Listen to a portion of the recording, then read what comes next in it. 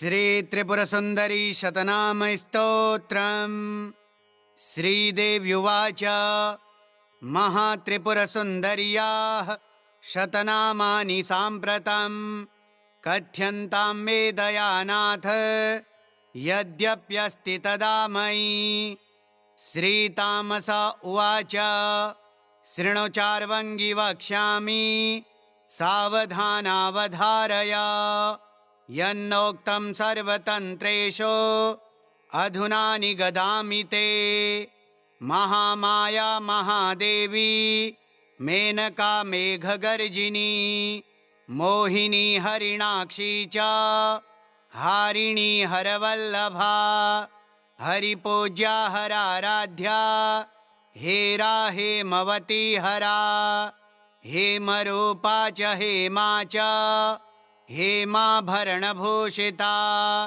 रङ्गिणी रङ्गरूपा च राधा वृन्दावनेश्वरी। वलावलवती बाला बालिका वेशधारिणी। वयस्था वेशधा चैव विद्यास्रो विष्णुपूजिता। वियद्गङ्गा व्योमगङ्गा विशाला विश्वमोहिनी।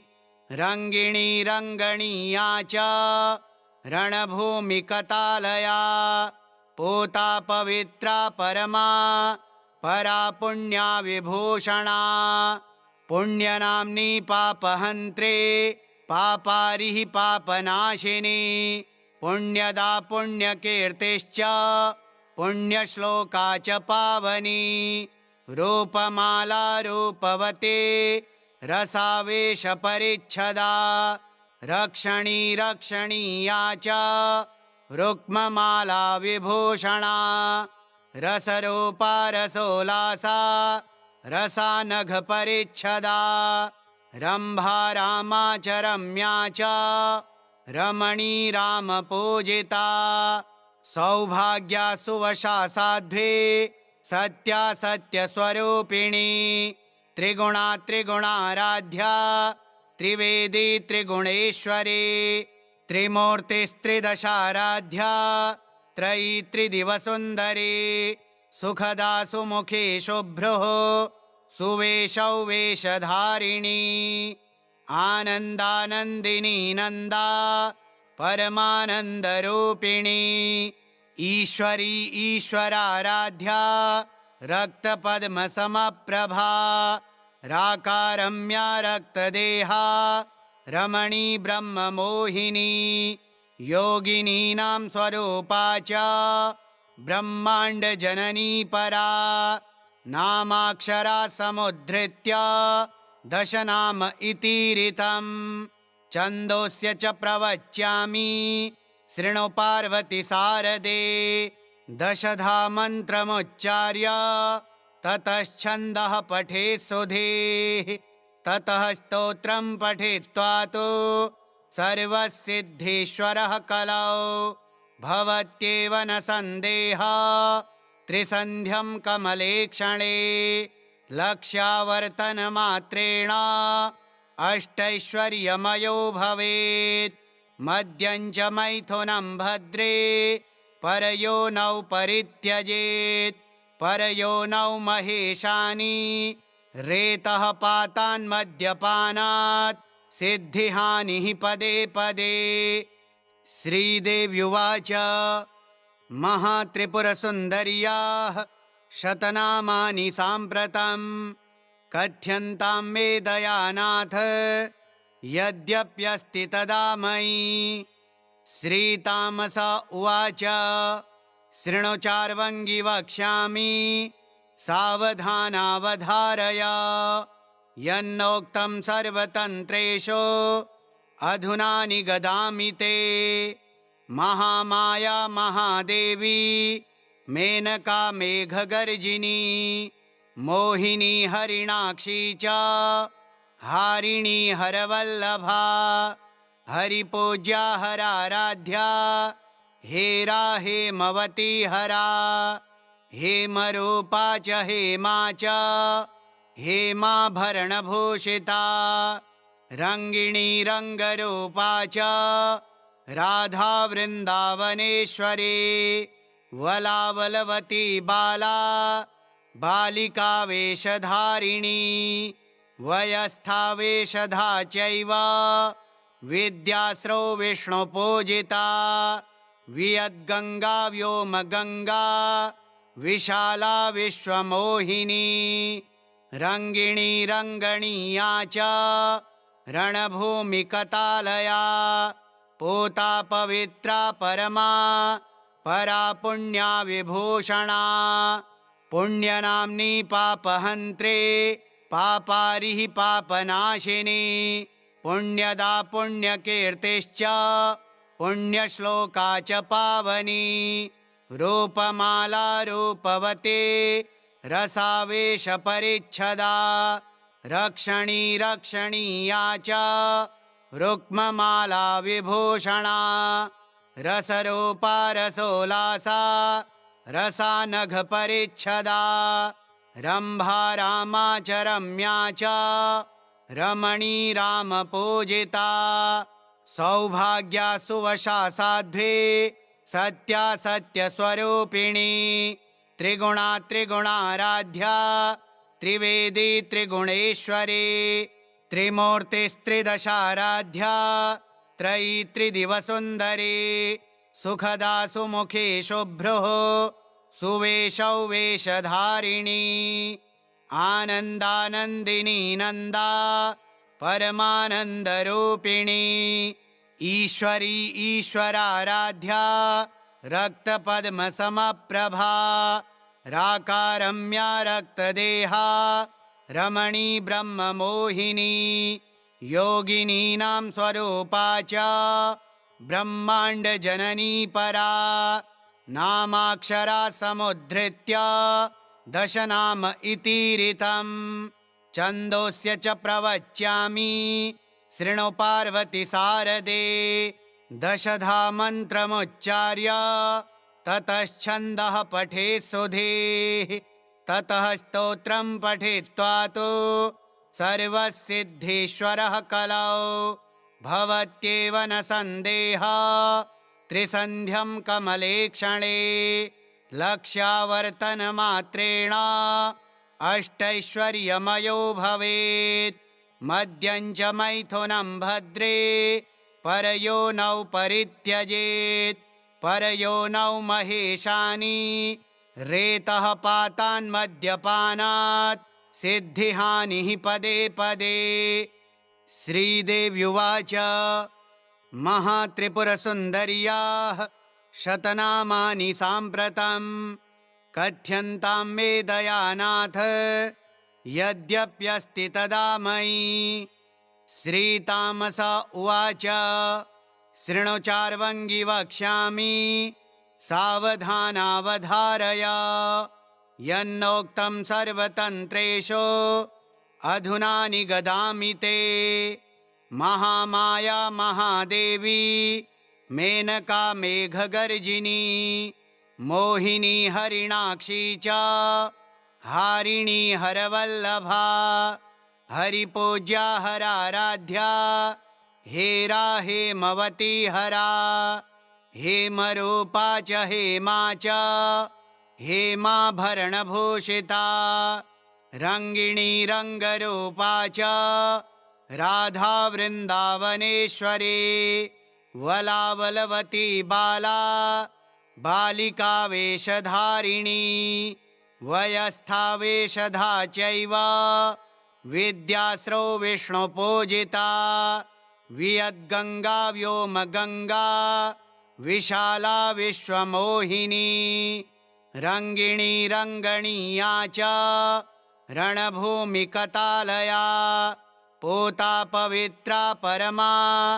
परा पुण्या विभूषणा पुण्यनाम्नी पापहन्त्री पापारिः पापनाशिनी पुण्यदा पुण्यकीर्तिश्च पुण्यश्लोका च पावनी रूपमाला रूपवती रसावेशपरिच्छदा रक्षणी रक्षणीया च रुक्ममाला विभूषणा रसरूपा रसोल्लासा रसानघपरिच्छदा रम्भा रामा च रम्या च रमणी रामपूजिता सौभाग्या सुवशा साध्वी सत्या सत्यस्वरूपिणी त्रिगुणा त्रिगुणाराध्या त्रिवेदी त्रिगुणेश्वरी त्रिमूर्तिस्त्रिदशाराध्या त्रयी त्रिदिवसुन्दरी सुखदा सुमुखी शुभ्रुः सुवेशौ वेशधारिणी आनन्दानन्दिनी नन्दा परमानन्दरूपिणी ईश्वरी ईश्वराराध्या रक्तपद्मसमप्रभा राकारम्या रक्तदेहा रमणी ब्रह्ममोहिनी योगिनीनां स्वरूपा च ब्रह्माण्डजननी परा नामाक्षरा समुद्धृत्य दशनाम इतीरितम् छन्दोस्य च प्रवच्यामि शृणु पार्वती सारदे दशधा मन्त्रमुच्चार्य ततश्छन्दः पठेत् सुधीः ततः स्तोत्रं पठित्वा तु सर्वसिद्धीश्वरः कलौ भवत्येव न सन्देहः त्रिसन्ध्यं कमलेक्षणे लक्ष्यावर्तनमात्रेण अष्टैश्वर्यमयो भवेत् मद्यं च मैथुनं भद्रे परयोनौ परित्यजेत् परयोनौ महेशानि रेतः पातान्मद्यपानात् सिद्धिहानिः पदे पदे श्रीदेव्युवाच महात्रिपुरसुन्दर्याः शतनामानि साम्प्रतं कथ्यन्तां मे दयानाथ यद्यप्यस्ति तदा मयि श्रीतामस उवाच शृणु चार्वङ्गि वक्ष्यामि सावधानावधारय यन्नोक्तं सर्वतन्त्रेषु अधुना निगदामि ते महामाया महादेवी मेनका मेघगर्जिनी मोहिनी हरिणाक्षी च हारिणी हरवल्लभा हरिपूज्या हराराध्या हेरा हेमवती हरा हेमरूपा च हेमा च हेमाभरणभूषिता रङ्गिणी रङ्गरूपा च राधा वृन्दावनेश्वरी वलावलवती बाला बालिका वेशधारिणी वयस्था वेशधा चैव विद्यास्रो विष्णुपूजिता वियद्गङ्गा व्योमगङ्गा विशाला विश्वमोहिनी रङ्गिणी रङ्गणीया च रणभूमिकतालया पूता पवित्रा परमा परा पुण्या विभूषणा पुण्यनाम्नी पापहन्त्रे पापारिः पापनाशिनी पुण्यदा पुण्यकीर्तिश्च पुण्यश्लोका च पावनी रूपमाला रूपवती रसावेशपरिच्छदा रक्षणी रक्षणीया च रुक्ममाला विभूषणा रसरूपा रसोल्लासा रसानघपरिच्छदा रम्भा रामा च रम्या च रमणी रामपूजिता सौभाग्या सुवशा साध्वी सत्या सत्यस्वरूपिणी त्रिगुणा त्रिगुणाराध्या त्रिवेदी त्रिगुणेश्वरी त्रिमूर्तिस्त्रिदशाराध्या त्रयी त्रिदिवसुन्दरी सुखदा सुमुखी शुभ्रुः सुवेशौ वेशधारिणी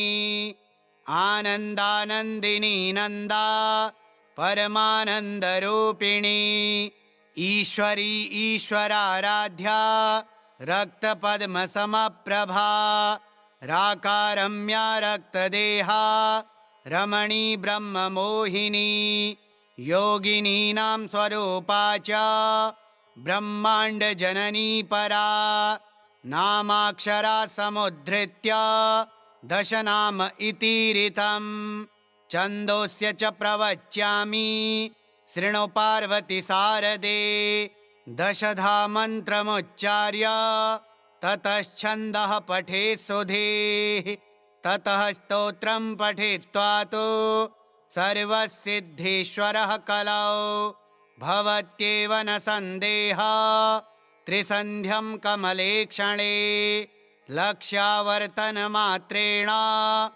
अष्टैश्वर्यमयो भवेत् मद्यं च मैथुनं भद्रे परयोनौ परित्यजेत् परयोनौ महेशानि रेतः पातान्मद्यपानात् सिद्धिहानिः पदे पदे।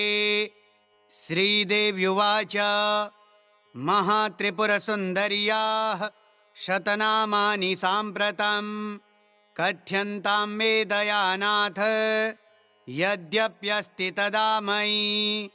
श्रीतामस उवाच शृणु चार्वङ्गि वक्ष्यामि सावधानावधारय यन्नोक्तं सर्वतन्त्रेषु अधुना निगदामि ते। महामाया महादेवी मेनका मेघगर्जिनी मोहिनी हरिणाक्षी च हारिणी हरवल्लभा हरिपूज्या हराराध्या हेरा हेमवती हरा हेमरूपा च हेमा च हेमाभरणभूषिता रङ्गिणी रङ्गरूपा च राधा वृन्दावनेश्वरी वलावलवती बाला बालिका वेशधारिणी वयस्था वेशधा चैव विद्यास्रो विष्णुपूजिता वियद्गङ्गा व्योमगङ्गा विशाला विश्वमोहिनी रङ्गिणी रङ्गणीया च रणभूमिकतालया पूता पवित्रा परमा परा पुण्या विभूषणा पुण्यनाम्नी पापहन्त्रे पापारिः पापनाशिनी पुण्यदा पुण्यकीर्तिश्च पुण्यश्लोका च पावनी रूपमाला रूपवती रसावेशपरिच्छदा रक्षणी रक्षणीया च रुक्ममाला विभूषणा रसरूपा रसोल्लासा रसानघपरिच्छदा रम्भा रामा च रम्या च रमणी रामपूजिता सौभाग्या सुवशा साध्वी सत्या सत्यस्वरूपिणी त्रिगुणा त्रिगुणाराध्या त्रिवेदी त्रिगुणेश्वरी त्रिमूर्तिस्त्रिदशाराध्या त्रयी त्रिदिवसुन्दरी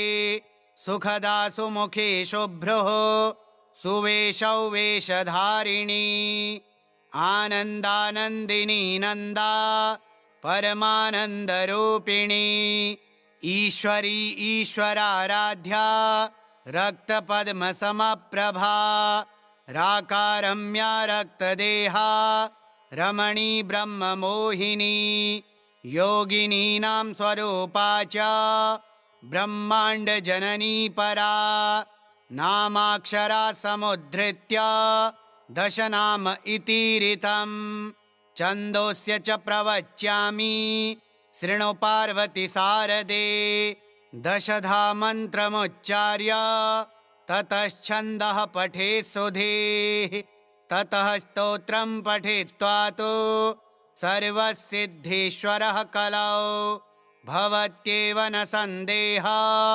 त्रिसन्ध्यं कमलेक्षणे लक्ष्यावर्तनमात्रेण अष्टैश्वर्यमयो भवेत् मद्यं च मैथुनं भद्रे परयोनौ परित्यजेत् परयोनौ महेशानि रेतः पातान्मद्यपानात् सिद्धिहानिः पदे पदे। श्रीदेव्युवाच महात्रिपुरसुन्दर्याः शतनामानि साम्प्रतं कथ्यन्तां मे दयानाथ यद्यप्यस्ति तदा मयि। श्रीतामस उवाच शृणु चार्वङ्गी वक्ष्यामि सावधानावधारय। यन्नोक्तं सर्वतन्त्रेषु अधुना निगदामि ते। महामाया महादेवी मेनका मेघगर्जिनी मोहिनी हरिणाक्षी च हारिणी हरवल्लभा। हरिपूज्या हराराध्या हेरा हेमवती हरा। हेमरूपा च हेमा च हेमाभरणभूषिता। रङ्गिणी रङ्गरूपा च राधा वृन्दावनेश्वरी। वलावलवती बाला बालिका वेशधारिणी। वयस्था वेशधा चैव विद्यास्रो विष्णुपूजिता। वियद्गङ्गा व्योमगङ्गा विशाला विश्वमोहिनी। रङ्गिणी रङ्गणीया च रणभूमिकतालया। पूता पवित्रा परमा परा पुण्या विभूषणा। पुण्यनाम्नी पापहन्त्रे पापारिः पापनाशिनी। पुण्यदा पुण्यकीर्तिश्च पुण्यश्लोका च पावनी। रूपमाला रूपवती रसावेशपरिच्छदा।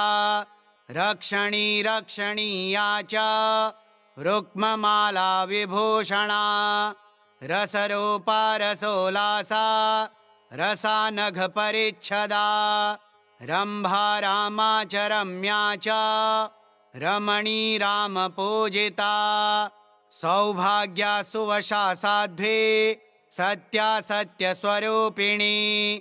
त्रिगुणा त्रिगुणाराध्या त्रिवेदी त्रिगुणेश्वरी। त्रिमूर्तिस्त्रिदशाराध्या त्रयी त्रिदिवसुन्दरी।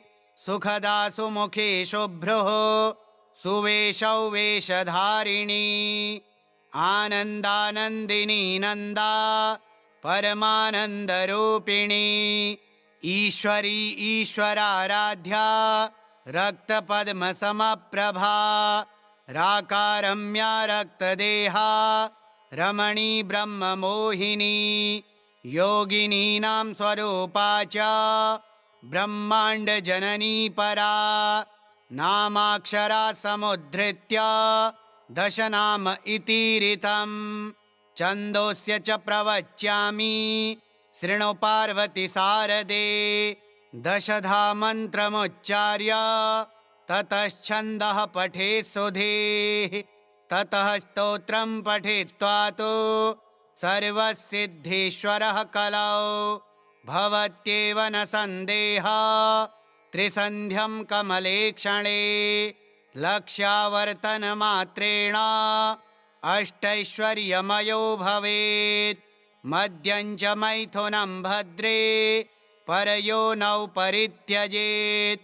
परयोनौ महेशानि रेतः पातान्मद्यपानात् सिद्धिहानिः पदे पदे। श्रीदेव्युवाच महात्रिपुरसुन्दर्याः शतनामानि साम्प्रतं कथ्यन्तां मे दयानाथ यद्यप्यस्ति तदा मयि। श्रीतामस उवाच शृणु चार्वङ्गी वक्ष्यामि सावधानावधारय। यन्नोक्तं सर्वतन्त्रेषु अधुना निगदामि ते। महामाया महादेवी मेनका मेघगर्जिनी मोहिनी हरिणाक्षी च हारिणी हरवल्लभा। हरिपूज्या हराराध्या हेरा हेमवती हरा। हेमरूपा च हेमा च हेमाभरणभूषिता। रङ्गिणी रङ्गरूपा च राधा वृन्दावनेश्वरी।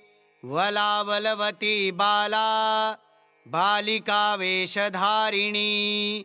वयस्था वेशधा चैव विद्यास्रो विष्णुपूजिता वियद्गङ्गा व्योमगङ्गा विशाला विश्वमोहिनी रङ्गिणी रङ्गणीया च रणभूमिकतालया पूता पवित्रा परमा परा पुण्या विभूषणा पुण्यनाम्नी पापहन्त्रे पापारिः पापनाशिनी पुण्यदा पुण्यकीर्तिश्च पुण्यश्लोका च पावनी रूपमाला रूपवती रसावेशपरिच्छदा रक्षणी रक्षणीया च रुक्ममाला विभूषणा रसरूपा रसोल्लासा रसानघपरिच्छदा रम्भा रामा च रम्या च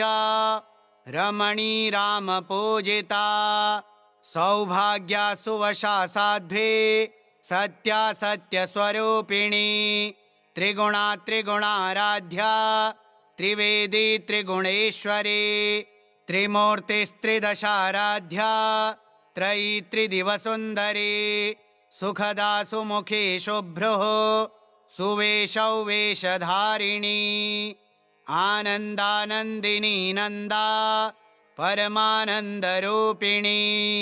ईश्वरी ईश्वराराध्या रक्तपद्मसमप्रभा राकारम्या रक्तदेहा रमणी ब्रह्ममोहिनी योगिनीनां स्वरूपा च ब्रह्माण्डजननी परा नामाक्षरा समुद्धृत्य दशनाम इतीरितं छन्दोस्य च प्रवच्यामि शृणु पार्वती सारदे दशधा मन्त्रमुच्चार्य ततश्छन्दः पठेत् सुधीः ततः स्तोत्रं पठित्वा तु सर्वसिद्धीश्वरः कलौ भवत्येव न सन्देहः त्रिसन्ध्यं कमलेक्षणे लक्ष्यावर्तनमात्रेण अष्टैश्वर्यमयो भवेत् मद्यं च मैथुनं भद्रे परयोनौ परित्यजेत् परयोनौ महेशानि रेतः पातान्मद्यपानात् सिद्धिहानिः पदे पदे। श्रीदेव्युवाच महात्रिपुरसुन्दर्याः शतनामानि साम्प्रतं कथ्यन्तां मे दयानाथ यद्यप्यस्ति तदा मयि। श्रीतामस उवाच शृणु चार्वङ्गि वक्ष्यामि सावधानावधारय यन्नोक्तं सर्वतन्त्रेषु अधुना निगदामि ते। महामाया महादेवी मेनका मेघगर्जिनी मोहिनी हरिणाक्षी च हारिणी हरवल्लभा हरिपूज्या हराराध्या हेरा हेमवती हरा हेमरूपा च हेमा च हेमाभरणभूषिता रङ्गिणी रङ्गरूपा च राधा वृन्दावनेश्वरी वलावलवती बाला बालिका वेशधारिणी वयस्था वेशधा चैव विद्यास्रो विष्णुपूजिता वियद्गङ्गा व्योमगङ्गा विशाला विश्वमोहिनी रङ्गिणी रङ्गणीया च रणभूमिकतालया पूता पवित्रा परमा परा पुण्या विभूषणा पुण्यनाम्नी पापहन्त्रे पापारिः पापनाशिनी पुण्यदा पुण्यकीर्तिश्च पुण्यश्लोका च पावनी रूपमाला रूपवती रसावेशपरिच्छदा रक्षणी रक्षणीया च रुक्ममाला विभूषणा रसरूपा रसोल्लासा रसानघपरिच्छदा रम्भा रामा च रम्या च रमणी रामपूजिता सौभाग्या सुवशा साध्वी सत्यासत्यस्वरूपिणी त्रिगुणा त्रिगुणाराध्या त्रिवेदी त्रिगुणेश्वरी त्रिमूर्तिस्त्रिदशाराध्या त्रयी त्रिदिवसुन्दरी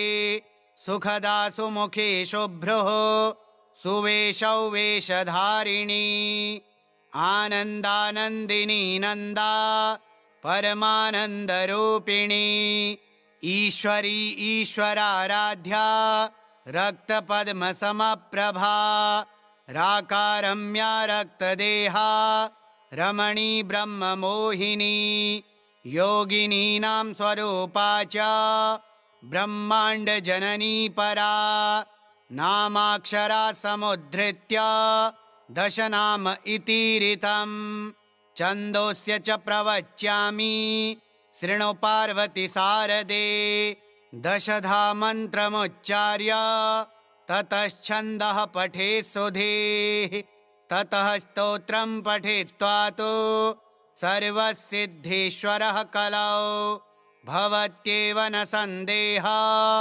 त्रिसन्ध्यं कमलेक्षणे लक्ष्यावर्तनमात्रेण अष्टैश्वर्यमयो भवेत् मद्यं च मैथुनं भद्रे परयोनौ परित्यजेत् परयोनौ महेशानि रेतः पातान्मद्यपानात् सिद्धिहानिः पदे पदे श्रीकालीविलासतन्त्रे एकादशपटले श्रीत्रिपुरसुन्दरी शतनाम स्तोत्रम् श्रीत्रिपुरसुन्दरी देव्यार्पणमस्तु।